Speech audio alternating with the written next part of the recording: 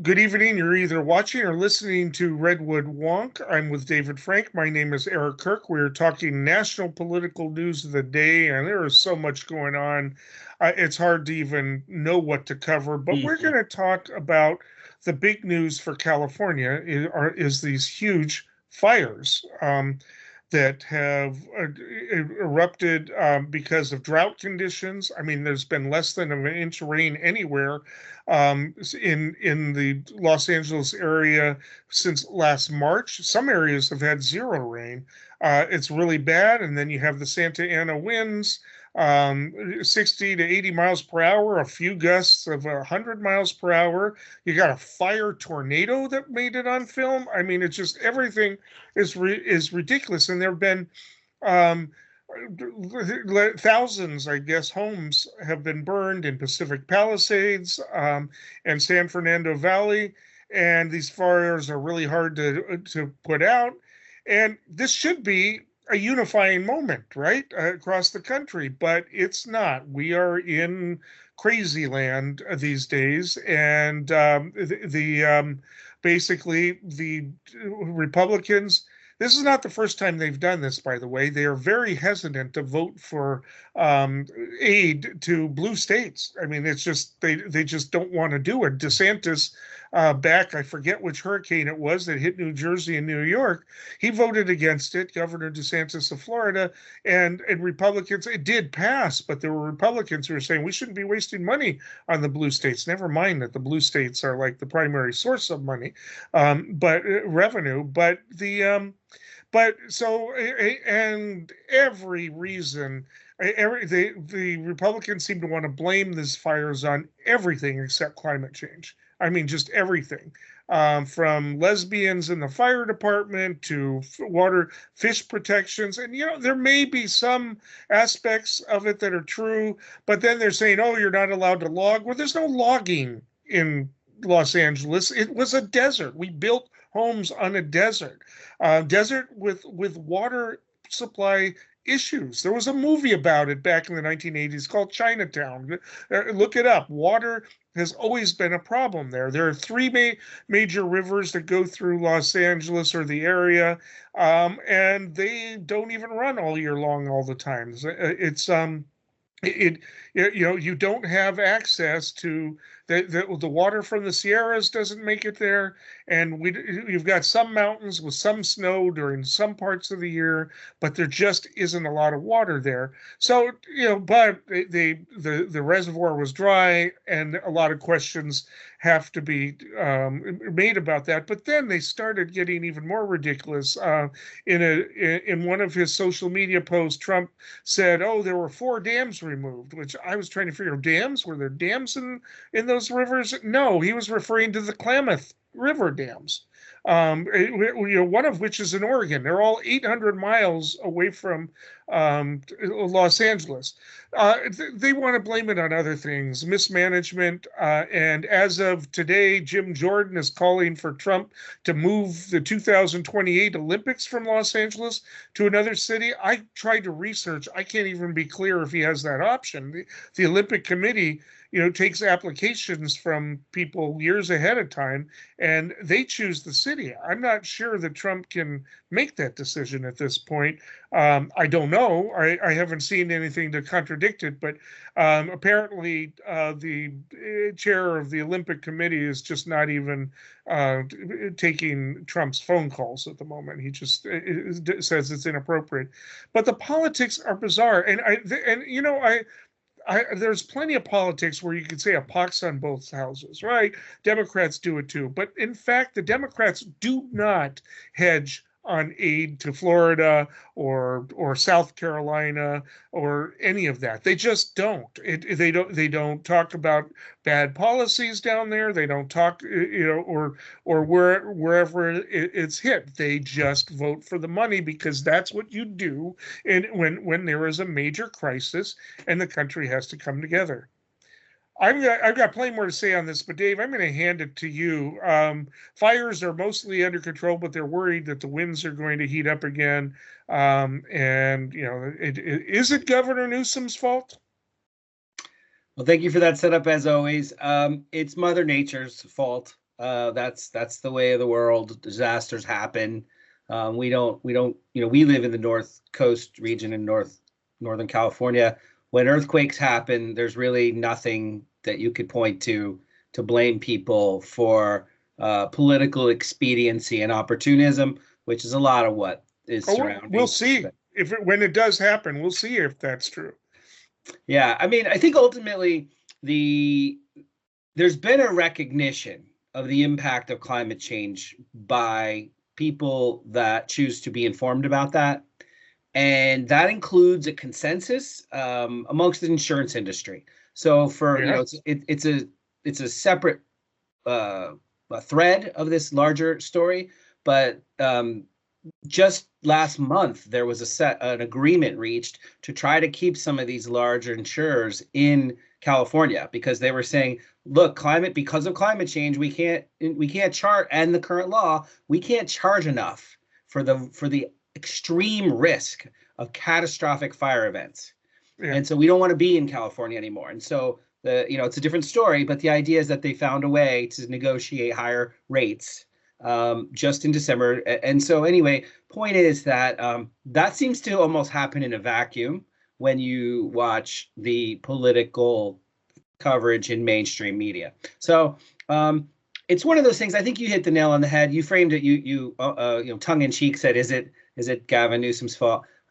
I think it's pretty wild, actually, how much blame is going around for staffing policies at the LA fire department, when in fact there's almost nothing substantive at all about the impact of their hiring and promotion practices. That's maybe people who disagree with all DEI and all non-merit, they'll call it non-merit hiring and promoting. That they have their own agenda, but to lay that agenda over top of a natural disaster, it's not going to age well. It's ugly and ignorant, and I think most people realize that. Yet not the president and MAGA folks and Republicans in the House, who really enjoy the elevation of the trolling narrative into the public space. So, for example, Speaker Johnson said, and other legislators, both in the House and the Senate, said maybe aid for this tragedy should be contingent on modifications to California policy. I'm going to agree with you that you don't typically hear Democrats speak like that about disasters, no matter where they occur. And truthfully, you probably didn't used to hear Republicans talk like that either. That's right. No, yeah. This is a new thing. So I think you were talking about Superstorm Sandy that hit the Northeast U.S., where Governor of New Jersey, he ended up taking a little bit of for walking side by side with President Obama at the time. Yeah, Chris Christie and Obama did a photo op together where they said, "There's no politics here. Like, people need relief," and that's the reality ultimately. We could talk a little bit more about the specifics, like obviously, if you're critical of political leaders who you disagree with. So, for example, Karen Bass, right? She's on a trip. Maybe you don't agree with the trip. She doesn't respond to media when she's in transit on the way back because she probably doesn't know what to say. You can criticize her for that. There was supposedly a decision made not to provide resources to the fire department at the same level that resources were given to, say, the police department. Yeah. Maybe you disagree with that. So there's space for policy differences and a reflection on how to make things better in the future. I think people realize now that robust funding resources for fire in areas like this are important. I'll say one last thing and then I'll hand it back to you. Sure. I did hear the spokesperson for the LA Fire Department and also a different CAL FIRE expert, I think, both independently were saying that we all know about Santa Ana winds. We know that this is a natural event that happens, and it's an extreme fire risk that comes from that anyway. But then the question is, what may have caused it in this instance and what may be done in the future to prevent things like this from happening again. I think that's the more robust conversation we need to have. Well, the problem is we've had freakishly dystopian lack of rain. I mean, I think maybe one year it's happened before where areas had zero rain from March to January.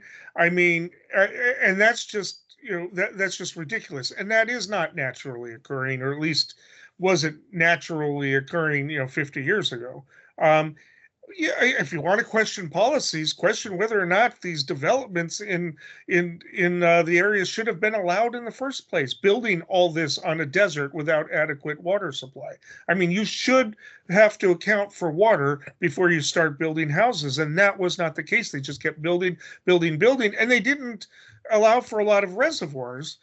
Because well, that takes space from houses and malls. I mean, it's just you could talk about how that was just absolutely ridiculous, and that of course, housing. We need more housing. This is going to hurt housing, even if it's rich people. I mean, James Woods lost his mansion, for instance. He was on television, but these are long-term policies that we need to discuss. Whether there were controlled burns would have made a difference in this, I don't know. I don't know the layout, but it's grassland. The only trees you find down there are eucalyptus, which are invasive species, and some pine trees, some cypress, if you're close enough to the water, some oak trees, wild oak trees, and the rest. But it's not like you've got forests. They say we need to do more logging. There's no logging there. There's no timber that's available there. Certainly no coniferous, cedars that's worth money. Definitely no redwoods. So or even Douglas fir. There's very little of that kind of stuff down there. So but it's like everybody's got their pet issues. The controlled burns, maybe there need to be more of them, but in that area, I don't know. I'm not an expert. Unlike certain politicians, I'm not an expert on things I know nothing about. But it's also very possible that they didn't have as many controlled burns this year because it was so dry. A lot of times they do them after the first rain. You get some dampness and can't do it. So here I am defending the policies, right? And the absolute blaming. There is a right-wing reaction to the tearing down of the Klamath dams, and for the first time in over 100 years, we've got salmon going way up that river. It was a major victory for environmentalism and also the fishing industry, particularly for the Yurok tribe. So it's just and to politicize that even anyway, when that's like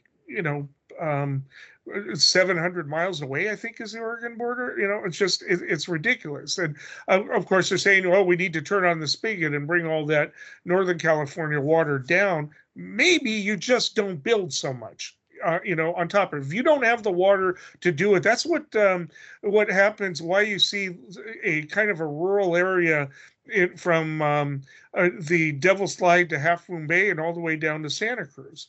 They wanted to do more developments there, but a couple things happened. First of all, there's farmland protection. It's really rich soil there. And secondly, they said you have to provide water if you're going to build. And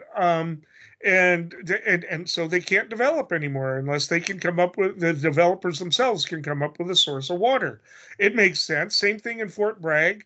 No new business can go in until another one closes that uses water. It just absolutely makes sense. I'm going on and on here, but the fact that that certain Republicans, and some more than others, have tried to exploit this as a way to attack California and what you call team building politics. It's just obscene. It's obscene that they've done this, and that they are trivializing people's losses over stupid partisanship, and it's sad. Yeah, I think I know we just have a couple minutes left on this topic, but one of the things I think is important to point out, We hear about the importance of having enough water in the rivers to sustain a healthy ecosystem. That becomes the butt of a joke when those ecosystems are protected. And I think that's a little unfair. A lot of Republicans that I know are actually conservationists who are hunters and they fish and they understand that too. So there's the media environment, there's the political trench warfare that's happening, which there's no bar too low for people when it comes to slinging mud. But also, there are legitimate criticisms too. Like people had said, hey, it's really hard to build things in California or specifically in LA because of permitting and licensing and bureaucracy. I've heard that from both sides of the aisle. Well, it turns out that there was a reservoir that was not in place, supposedly not in place, that could have provided some more water.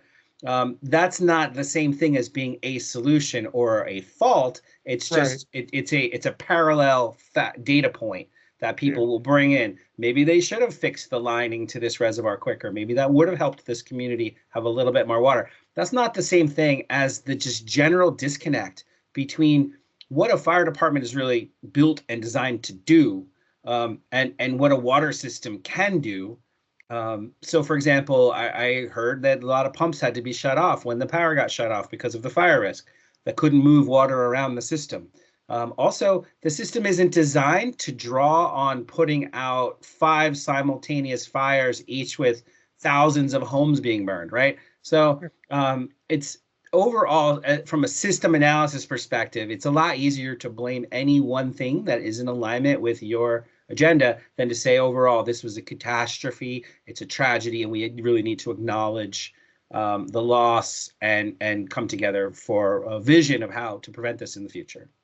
All right. Well, we're gonna have to move on from that, but it's it'll probably come up again because they have no shame.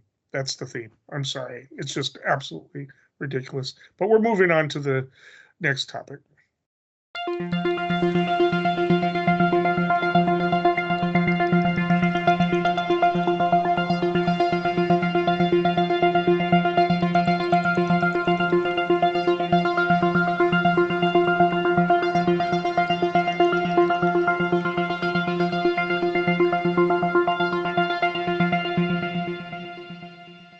Okay, Pete Hegseth, a Fox News a figure, has been nominated for the Secretary of Defense position.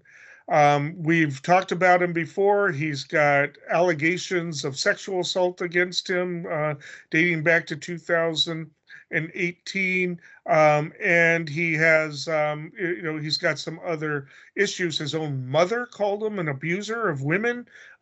She took it back later and went on, media tour to talk people out of believing what she said way back when. And he's had several divorces, and there are a lot of problems with it's the type of thing that used to be disqualifying. Times have changed. I mean, arguably we've got a sexual predator who's about to be president again. Arguably we have at least 2 sexual predators on the Supreme Court.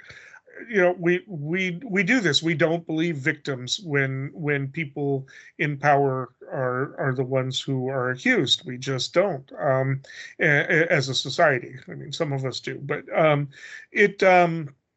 so we have these hearings and they came hot and heavy. There's probably other things that are more directly relevant to the position that makes him problematic, including his extreme ideologies. He is a self-identified Christian nationalist. And along with Huckabee, he supports pressing Israel to build the third temple so that it could, be a usher in the final days, as if, according to the Christian faith, humans are supposed to be able to do that. But it does say in prophecy, it references a rebuilding of a temple. This generation shall not pass. But so that is in their agenda. I think the problem they're going to run into is, for the most part, Judaism just doesn't have that format to incorporate a temple anymore, except maybe a few small sects who do do take interest in that. So you've got this, you've got other issues that Mr. Hegseth has done, but it does look like he's going to be. It was looking bad for him in the fall, but it does look like he has the votes to pass it. The Republicans rounded the wagons for him. Democrats went after him tooth and nail. But it does look like he's going to pass and and get the votes. And is that good news for the country or not? Depends on your perspective, I guess. There are some people who are on the left who say, hey, he's probably not going to be very effective. Maybe it's better that he be in that position so that the Trump's policies don't get implemented as quickly and as effectively. Yeah, there's a lot of talk about that, but it's a big hearing. This was a big clash. They're saying that all these allegations against him are created by the liberal media. Dave, what's your take on Pete Hegseth? So like you said, we've talked about it before. There are some alarming elements of his worldview, but that's not what we're here to talk about today. Mostly, we're talking about the actual hearings and the sort of implications of those hearings. So I think the big headline takeaway is that he didn't do anything terrible during the hearings. Nothing terrible occurred where there was a disqualifying event. So from a GOP senator's perspective, so basically, I think he will maintain the support of the GOP bloc of senators, meaning he has done enough to get confirmed. So I think that's the headline, really, ultimately, that will be the important part is that, he's a known entity, a known quantity. Nothing much changed during these hearings other than an airing of grievances / a robust defense of his flaws. So we can talk about that. And I think... do you think that he's going to get any Democratic votes? I can't imagine how. I mean, just doesn't. Yeah, this is going to be a strict party line one, probably. Yeah. And so I think, like the character flaws, which is where I was going to start from, you could say, hey, accused of the things, right? The laundry list, sexual assault, sexual harassment, intoxication at work functions, immoral behavior, infidelity to marriage. These are all things that that are contemptible from a perspective of trying to get somebody through a hearing. But the Republicans found ways to humanize him and defend him. We could talk more about who said what. But professionally, I think that's the bigger piece here. Bottom line, he's got no meaningful experience with or knowledge of the role. Some of the senators pointed that out. When it comes to policy, strategy, logistics, management, it's the largest organization, right? It's like it's really one of the hardest things to manage on the whole planet. And he's just, flat out bottom line, completely unqualified. So there's that. Although I think they could put a good team underneath him that does the actual managing. Usually the heads are kind of the spokespersons anyway. It's not like he's doing it. But yeah, we should talk a little bit about how the hearings are going, how the hearings went through it. And it was very contentious. Sure. So let's go, dive in. So the Democrats, I think Tim Kaine got a lot of headlines for moralizing about the immoral behavior. That was mostly grandstanding, I think. And Kristen Gillibrand, she was making some substantive arguments about how, hey, Mr. Hegseth, the statements you're making about changing the standards for women in the military for combat roles are not true. The fact that there are quotas is not true. I think I saw somebody who looked into it, and they were basically saying, generally speaking, it's harder for the military to recruit, period, because we're all more out of shape than ever before. We're all less qualified than ever before. So the military, generally speaking, has lowered physical fitness standards for general enlistment. But when it comes to, say, special forces, those are the most trained.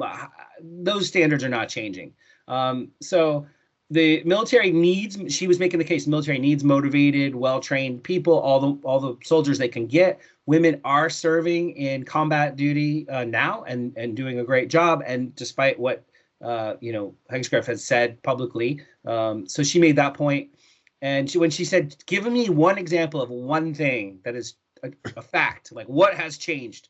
When you talk, like he was grandstanding, he was saying this has changed and the standards are lowered and all. And then she said, "Name one thing." He didn't name one thing. So it's just about the narrative. It's about the party building. And finally, I'll say Tammy Duckworth. She hammered home about the lack of qualifications. She's like, "Do you have any experience with international security arrangements and agreements?" No.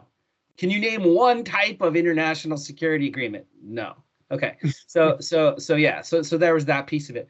And I'll just say this, and then I'll let you kind of talk about the principles here. I gave you 3 Democrats. Here's 3 Republicans. Tom Cotton. He just basically said, "Hey, you're a Christian. I'm a Christian. You're a Zionist. I'm a Zionist. What's wrong with being a Christian Zionist?" Right. So trying to normalize the fact that he went to Israel and called for the destruction of the one of the most high holy places in the Muslim religion and replacing it with a new temple. Like, I think it's exact, not that he called for it. He said Zionism is a miracle. Israel is a miracle. That temple that's going to be built someday is going to be a miracle too. So it was a little bit loosey-goosey. Markwayne Mullin, he tempered the character flaws. He's a senator. And he just said, "Hey, how many times have senators come in here into the chambers and voted drunk at night? Probably happens all the time. So you guys are all hypocrites." And he said, "How many of you in here have are totally not cheating on your wife or not leaving your wife for your mistress?" So that happens all the time. And so that kind of tempered that. And Tim Sheehy from Montana, I think the example was it was just pure. I don't even want to denigrate his comments, but just to say, he asked how many push-ups he could do, and he asked how many genders there are. So he's speaking to the base. He's like, what do people want to hear Pete say? Yeah. People want to hear how many push-ups he can do. So it's a tale of 2 cities in there in the chamber. I mean, I actually agree that that marital infidelity, I mean, it's a bad thing, but I don't know that that's an appropriate discussion for something for this type of hearing, nor having been drunk on the job. I don't think it's a big deal. I think the Democrats are fine to bring it up, but they shouldn't make a big deal about it. The drugging the woman and taking her phone away and sexually assault her, that's a much more serious thing. And they point out, well, the district attorney didn't press charges. That's because it's really hard to prove something happened when the woman barely remembers what happened.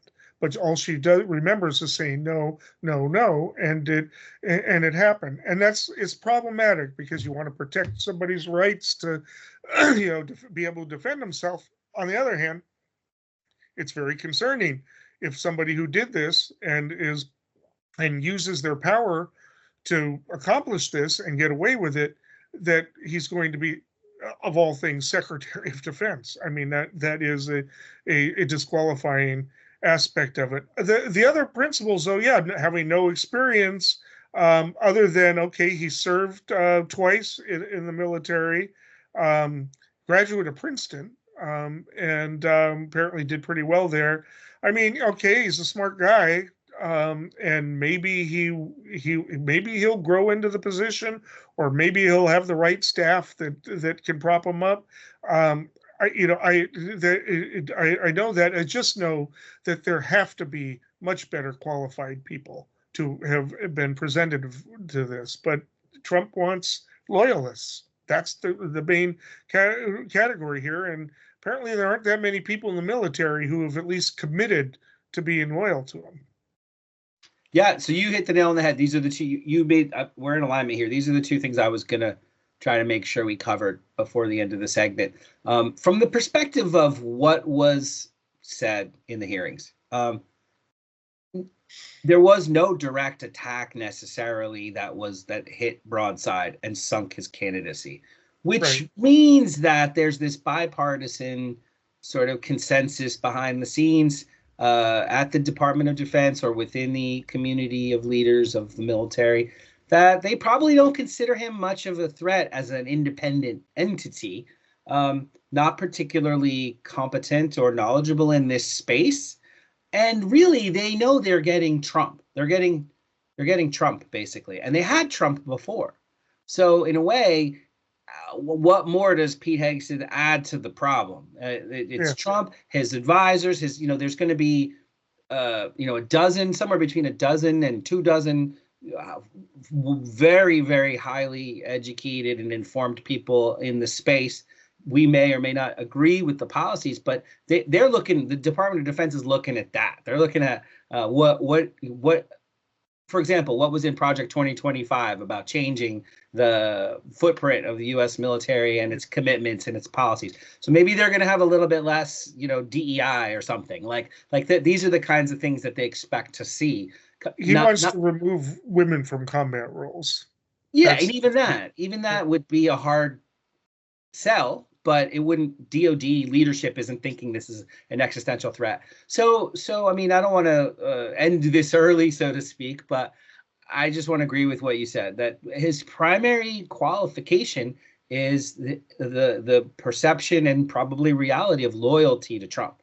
And so he's a known. Like, whatever Trump's transparent, this person is going to, just probably be the water carrier, basically, for Trump. He appears to have served his country, well as a soldier, and he served his fellow soldiers well in his capacity as an advocate for veterans. He's an accomplished media personality, whether people disagree with him or agree with him.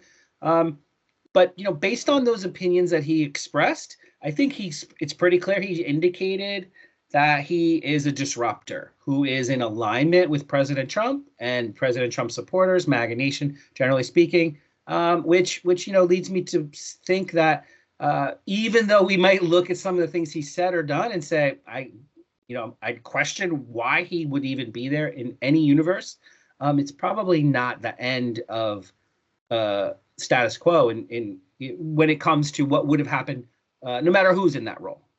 Yeah, I mean, I think one of the things that they, have to be concerned about, and maybe they vetted, and maybe he's been forthright with them in the vetting process. But if he did that to one woman, it's likely he did it to others. And while it won't necessarily result in him being taken out of office, if more women do eventually come forward, it's going to be headlines that distract from the president's agenda. That's one reason I would probably avoid somebody who's been accused to the point of a police investigation, even though it doesn't seem like it's fair because you're just scoring off. But the reason most of us who consider ourselves progressives tend to believe the victims is there's usually more of a detriment to them of lying than anything to gain. So he did with at least one of the women he cheated with, pay them off not had her sign an NDA. Might be that the victim did. I don't know. There was a lawsuit later in 2020, and I think he did sign an NDA. These are things that they're taking a chance with, but then Trump administration is probably going to have all kinds of distracting stuff about him. So I just don't think they care. It is the agenda. He is going to implement their agenda, Trump's agenda, without question. I'll let you close it out.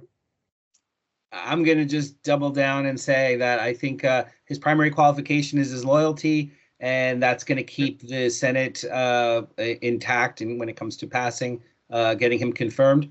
On first blush, he appears to be, a distraction and not the pick that the GOP leadership should have supported. But this is the universe we live in. Today, we celebrate the triumph not of a candidate, but of a cause.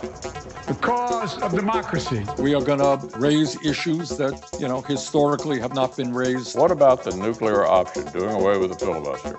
I can tell you that would be the end of the Senate as it was originally devised. All of this is possible for America.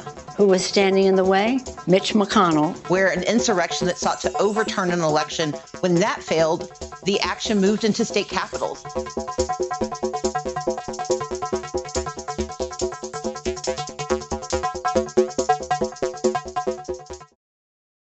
Okay, that brings us to the bill that is pending in Congress right now. I believe it's already been passed in the House, and it is getting worked over in the Senate. Although some amendments have been made to it that make it even more harsh.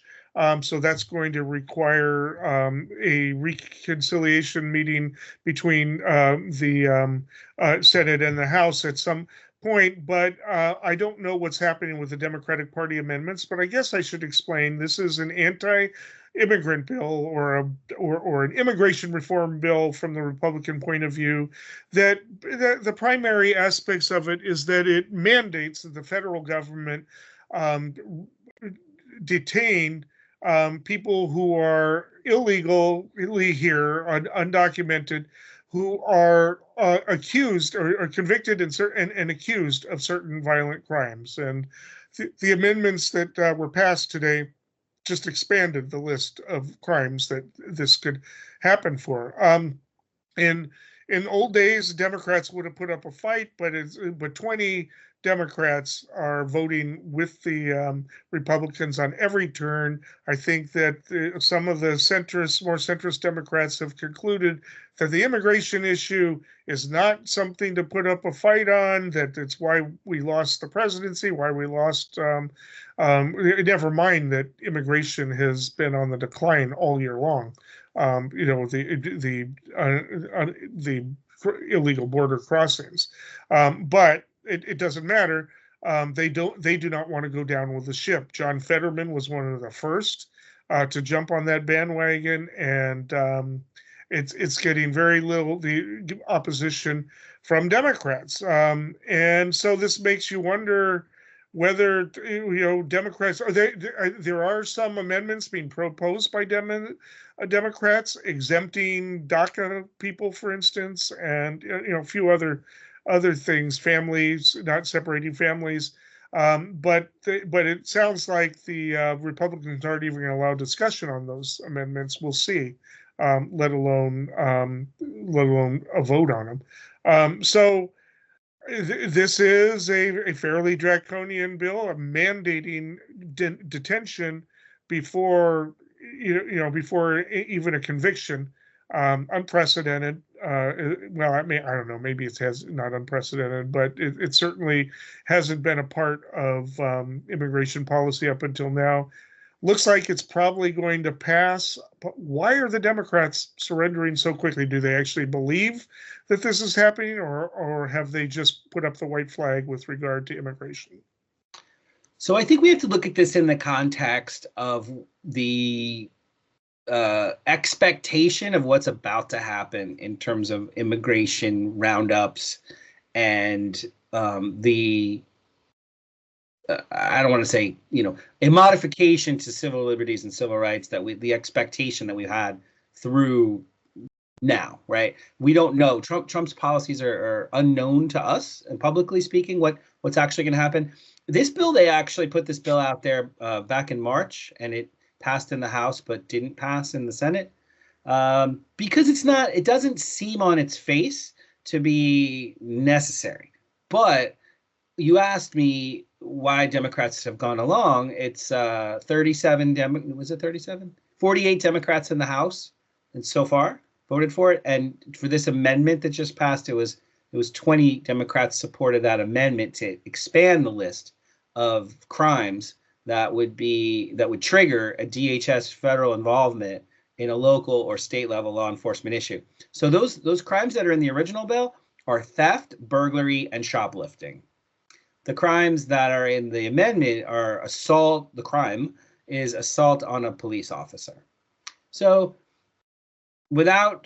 I'm not a political leader, so I feel comfortable being critical of something that I wouldn't be critical of if I was a political leader. It just doesn't seem necessary, right? But there's such backlash right now about the sheer number of migrants into the country who are here legitimately. I looked it up the other day, and I think it's like 6.2 million people are here awaiting an asylum hearing. So they're in the system. They're in the Homeland Security system. They're undocumented. So they're technically here legally because they registered and said, Yes. I get my day in court. Of those people, 620,000 have committed crimes. So, 10%. And if you look Right. at the general population of Americans, it's about 30% of Americans commit crimes. And it's a little bit different with felonies, with more serious crimes. It's about 3%, I think, of the migrants, who are on that list of people. And with American population more broadly, it's like 10%, something like that, commit serious crimes. So they are underrepresented, depending how you cut it, by about a third. A natural-born citizen is about 3 times more likely to commit a small crime or a serious crime. So it's not like they're committing crimes in any significant. I don't want to say it's not a significant number. It's not a disproportionate number. It's not like there are waves of criminals. It's just that it's human nature. People commit crimes. Like 1 out of 10 people, 3 out of 10 people commit crimes, right? So it's just how it's a thing. But again, why did Democrats go along? Because it's not something you could look in front of a camera and justify and say, you know what, these people who aren't here fully legally yet, let's let them go commit crimes without having consequences. No one's going to say that. So this is the opposite of that. I heard Fetterman speak about his support for the bill, and he just said, I'm not sure what's wrong with Democrats, but if people are involved in, gang-related burglary and theft rings, then that's a disqualifying event for their future asylum-seeking privileges. And so if you frame it so narrowly like But that, it's already in the law that if you commit a serious crime, you don't get asylum. It's there. Correct. But it's the political zeitgeist that's happening right now. And I just think they don't want to be on the wrong side of it. They don't want to be that's why I was saying, me personally, we have the benefit of not being, a Congress member right now. We don't have to say, but it's already the law. Why would you pass the law that's already the law? And because you could just picture it. Then let's make it more strong. Let's make it more robust, especially when half the country thinks it's one of the biggest problems facing us existentially. So it's almost a public health crisis to lower the temperature in the room and say, okay, our next president is talking about deporting somewhere 6, 10, 12 million people. He says he's going to start with the criminals. So let's define that set. Lakin, it was a tragedy to be murdered by a Venezuelan person here who took advantage of the opportunity to come to this country. But that's one person, right? So it's really letting the tail wag the dog. Symbol they use. Symbolic in outrage. The name of this pretty young woman, that's why they named the bill that. That's part of what's putting the Democrats on the defensive. Yeah, it's again, it's the universe we live in where, in the face when leadership is demanded and required of our time, we get bipolar tug of war, trench warfare. Without transformative leadership. And this is another one of those examples. I don't blame Democrats who went along, but like you said, they need to fight for things like the DACA families, for example. If and I forgot the exact number of DACA families. I haven't looked at it in a while, but those are people who were saying you have a special circumstance. You came here as a child you had no control over it. You've graduated from schools here. You've got a job here. You've set down your roots. You've paid taxes. Like, this is one lane that is currently protected. But if your kid or something goes, not your kid, but if you're caught in a situation where you got some small theft or shoplifting charge, that's not the same thing as a life of living here. It's taking away. Privileges that we, I think our better angels we would want to extend to our neighbors and our family members. It's the dignified way to have a social order where we all are members of the social contract, not some loose threads where we're saying, hey, you're in this group and you know what, you slip up once and you're bounced. I mean, is this a harbinger for draconian bills in the future? And will Democrats stand up to any of them? It looks like they're going to try to not do it all in one bill, but go issue by issue, piecemeal, because otherwise they would be reprising the bill that they had before. So, are they going to pass to build? Are Democrats going to fold on the issue of building the wall? Are they going to fold on other on health care for immigrants, right? It's just or on sending people to Mexico against the law. If it's not their country of origin. The president of Mexico has said she's willing to take those people as long as there's money to pay for housing them. But is that anyway? It's just otherwise they have no right to drop them in. It's a sovereign nation. You can't just drop people in unless there are citizens. Are the Democrats going to put up any kind of fight on this to keep the more draconian measures from coming through? And are they going to back federal bills that purport to ban sanctuary laws? I suspect that this bill has a backdoor clause in it that will resonate for a long time. Your question to me was, will the Democrats stand on principles to combat some of the most extreme things that we would imagine are coming down the pipeline?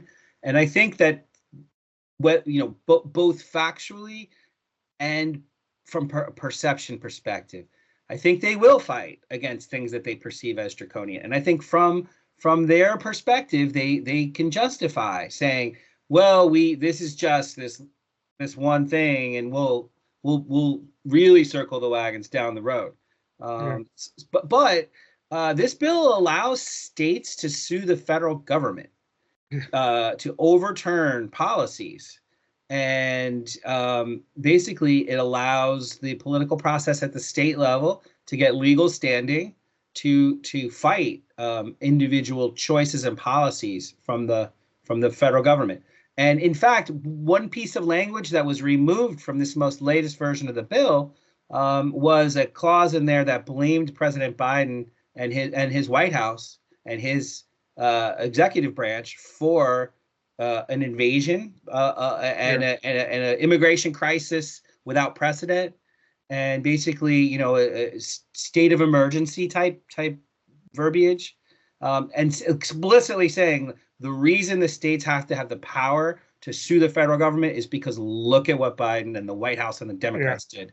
So they took that piece out of the bill, and then that got some more Democrat support, but it left in place that the states now have the authority to get involved in specific immigration issues that arise, like the one you mentioned. Like, hey, that one could backfire on them. I mean, who's president for the next 4 years? It's a big one. Yes. Yeah. I mean, I'll have to check the wording out, but will it allow for civil rights actions on behalf of states if they believe that immigrants are being mistreated? I don't know. I have to go look at the wording to see if they've specifically excluded that or other aspects of policy just to tie it up. They may regret having done that in the long run. We'll see. And the next time there's a Democratic majority, that probably will get overturned. I think that was a strategic error on their part. But again, I don't know how it's worded. It also raises some constitutional questions. I mean, can Congress pass a bill in which they give up on the supremacy clause? Right. That's going to be an interesting question to be answered.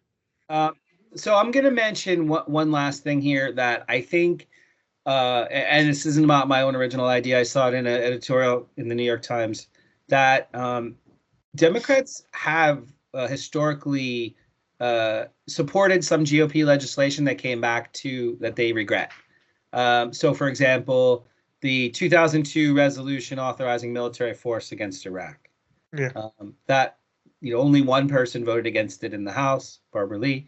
The Patriot and that Act opened up 20 years, $2 trillion worth of expenses in Afghanistan alone, marked by massive corruption and an undermining of U.S. credibility and international engagements that it's gonna be stigmatized like Vietnam was. So Democrats were all about it. 1996 Defense of Marriage Act was also listed, which basically, banned the government from recognizing same-sex marriages. That was a politically expedient compromise, saying, well, we believe people should have the right to be partners, but marriage has this special power as a word in our culture. So Democrats are going to go along and protect this magic power of this word. And regrettably so. I mean, in hindsight, it was reactionary and ignorant. So this could be similar, like an the Comprehensive Immigration Reform Act that the Democrats proposed in the past. That was a Republican wish list. If that actually got passed, that might be another example like this. So, this bill hasn't passed yet. We don't know what the final version is. You and I are going to check out the verbiage. But as of right now, it looks like a disgrace. Just real quickly, because I'm getting emails and even a phone call from people, rumors about ICE coming and arresting people at Winco are false. There were apparently some arrests, but it was not ICE, and had nothing to do with immigration policy. However, ICE is stepping up on its raids in anticipation of Trump coming in. There's in Kern County, there are a bunch of raids. There are also false rumors of ICE taking advantage of the fires in Los Angeles to get people, and that was not true. So we'll be talking a lot about immigration in future shows.